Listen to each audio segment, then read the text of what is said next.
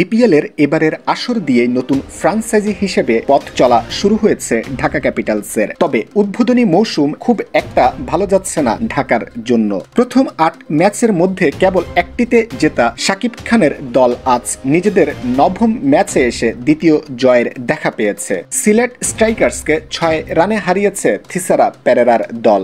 ঢাকার দেওয়া ১৯৭ রানের লক্ষ্যে ব্যাট করতে নেমে দলীয় ৩২ রান করতেই প্রথম ২ উইকেট হারায় সিলেট। জর্জ মানসি ও জাকির হাসান বিদায় নেওয়ার পর দলটির হাল ধরেন রনি তালুকদার ও অ্যারন জন্স।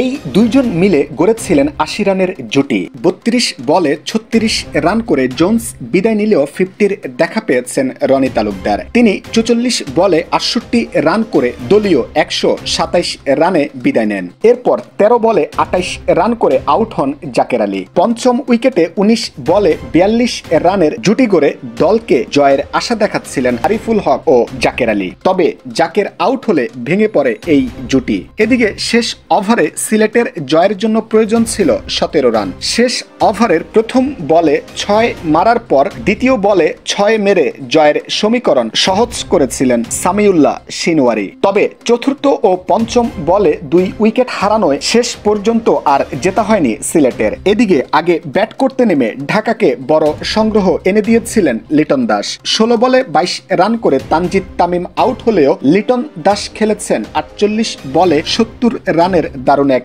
ইনিংস।